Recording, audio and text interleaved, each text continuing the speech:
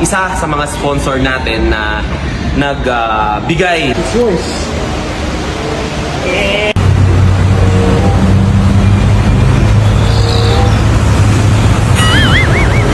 Kanina ka pa nakatingin dyan.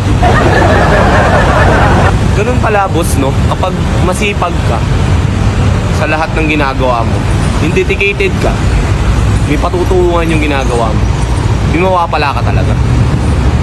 Niniwala ka dun, boss? Sa bagay, oo, naniniwala naman ako. Pero kanina ka pa nakatitig, oh. Sumama ka sa akin. Uy, ano ba meron?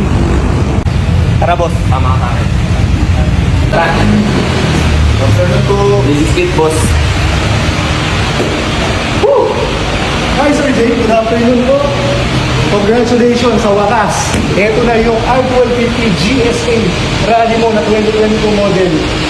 ABA, Boss Katagumpay. Yeah. Congratulations sa iyo, boss. Grabe. Ito na ba yan, Sir Earl? Yes, this is it. Jay! Ito na yung sinasabi natin na tuloy-tuloy na ang grind. Ito na yung hard work na ginawa mo.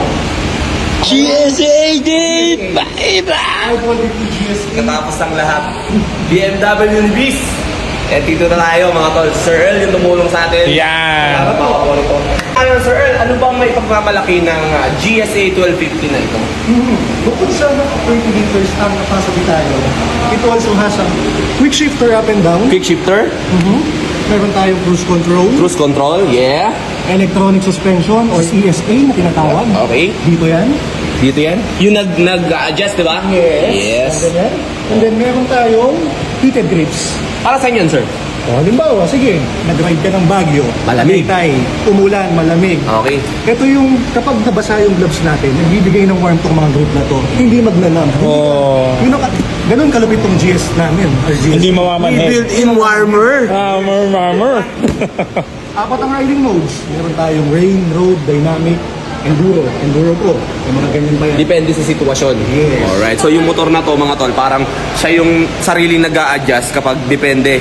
Kung nasa off-road ka, umuulan, di ba? Yes. Pwede mong baguhin. Tsaka yung kulay, sobrang pogi. Exactly. 30 liters. 30 liters. It's a BMW colors. Ika nga. Yeah, oo, ito nga. Kulay ng BMW colors. So ito yung bagong color niya, yung Rally. Yan. Sakyan natin. Let's go. Sakyan natin sa kauna-unahang pagkakataon. So sir, sakyan ko na. Go ahead. It's yours. oh.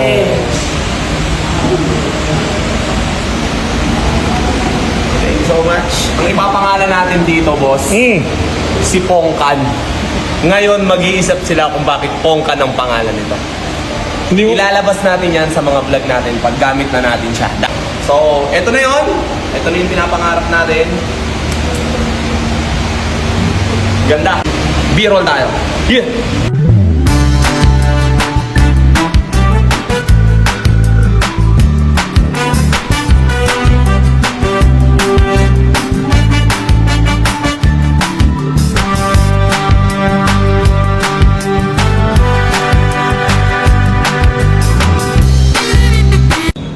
Rolling na. So lahat ng nagiging motor natin bilang opisyal na sa atin, didikitan natin syempre ng Team Katagumpay stickers.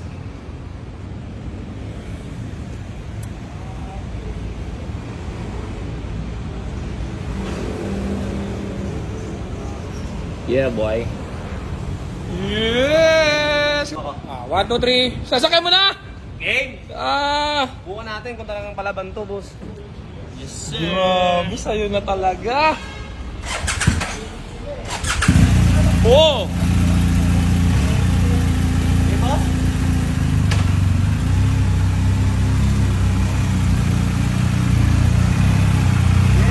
Hahaha!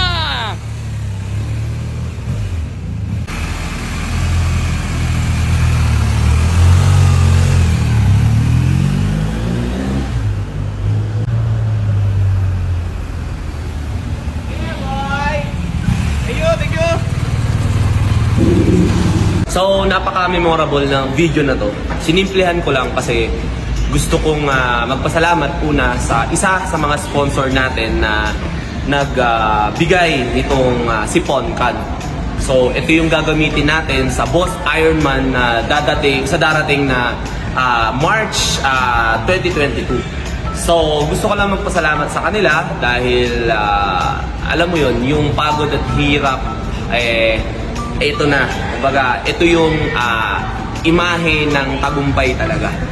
At gusto ko rin magpasalamat syempre sa lahat ng mga followers, supporters natin dahil kung hindi dahil sa inyo ay hindi magiging posible ito. Syempre, una, sa Diyos, sa lahat, sa mga tropa, ayan, maraming salamat. Hindi ko na pwedeng sabihin kung sino at kung sino-sino yung mga tumulong sa akin. Kilala nyo na kung sino kayo at maraming salamat. Mahal na mahal ko. God bless you, Team Katagumpay.